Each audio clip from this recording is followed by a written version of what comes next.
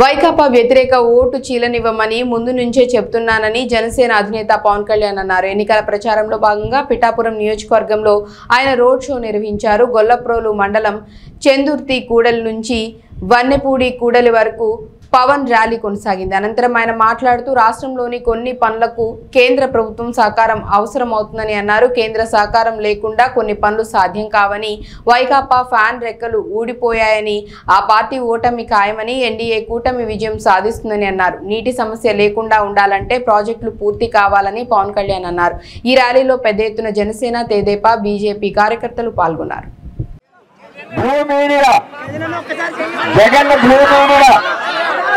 మరి వారం రోజుల నుంచి వర్మ గారు బుధవారం నాడు వైసీపీలోకి వెళ్ళిపోతున్నారు, లక్ష్మీవారం నాడు వెళ్ళిపోతున్నారు. పింగర్ నా కొడుకులారా, నేను చంద్రబాబు నాయుడు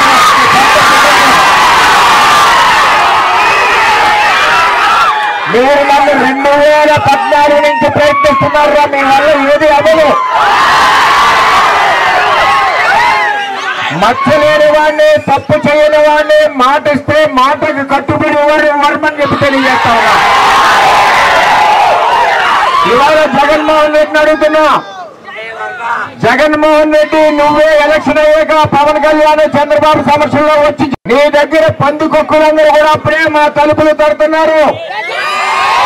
ఆ పందికొక్కుల్ని కాసుకోండి తప్పితే మాలాంటి నిజాయితీగా ఉన్న వ్యక్తుల మీద మీ బ్లూ మీడియాతో పనికి మాల్ని రచ్చ చేస్తే ఈవేళ పిఠాపురంలో ఓడిపోతామని మీకు తెలుసు. గీత గారికి పిఠాపురంలో ఓడిపోతామని తెలుసు. ఈవేళ మన మీద ఈ విధంగా చేస్తుంది. ఖబర్దార్ బ్లూ మీడియా అని తెలియజేస్తూ, జగన్మోహన్ రెడ్డి నువ్వు ఎప్పుడు వస్తావో నేను కండుగా పట్టుకుని ఉన్నారు, మా పార్టీలోకి రమ్మని ఆహ్వానిస్తున్నాను.